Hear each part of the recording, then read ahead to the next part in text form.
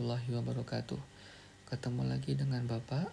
Sebelumnya kita kemarin sudah membahas tentang ruang lingkup biologi.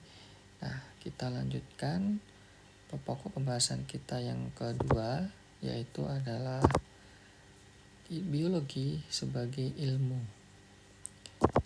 Nah, kita ketahui bahwa biologi ini adalah merupakan ilmu hayat yang merupakan bagian dari ilmu pengetahuan alam atau IPA, dan yang biasa kita kenal dengan sains. Ya. Jadi sains itu adalah ilmu yang mempelajari tentang gejala alam yang terbagi menjadi biotik atau benda hidup.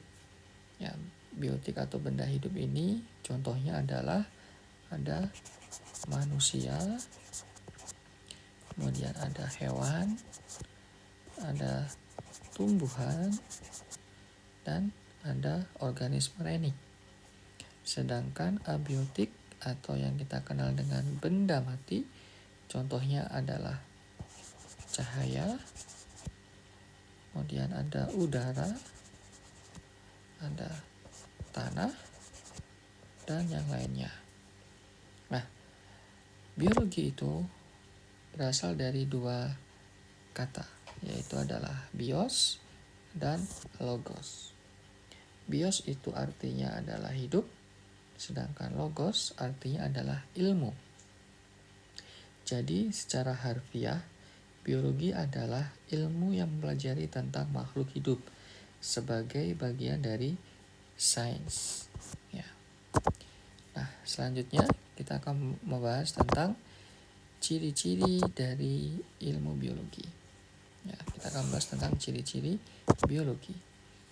Yang pertama yaitu adalah biologi mempunyai objek kajian berupa benda konkret.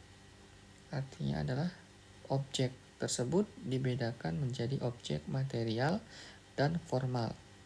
Objek material merupakan objek yang dibahas seperti makhluk hidup dan makhluk yang pernah hidup, termasuk fosil.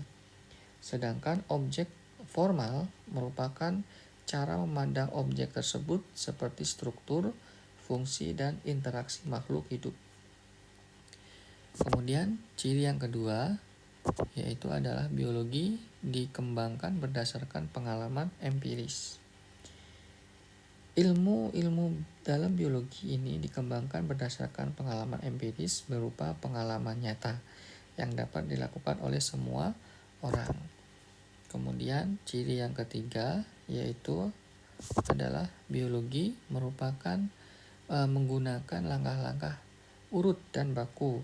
Jadi metode langkah-langkah ini berdasarkan metode ilmiah. Kemudian yang keempat, cirinya adalah biologi menggunakan cara berpikir logis dan konsisten. Ya, jadi biologi ini dia menggunakan cara berpikirnya adalah logis dan konsisten. Kemudian ciri yang kelima yaitu adalah biologi hasil dari kajian biologi ini bersifat objektif.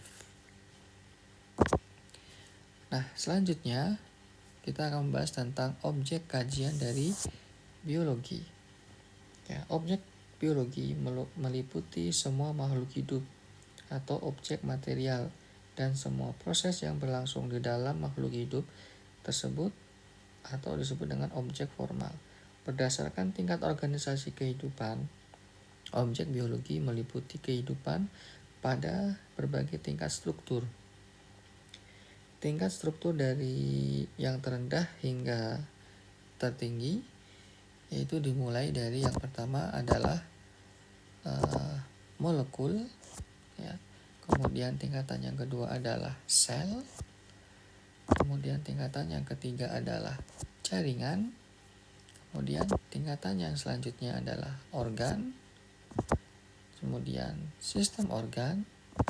Kemudian organisme. Kemudian populasi. Kemudian komunitas. Kemudian ekosistem. Kemudian bioma Dan tingkatan yang tertinggi adalah biosfer.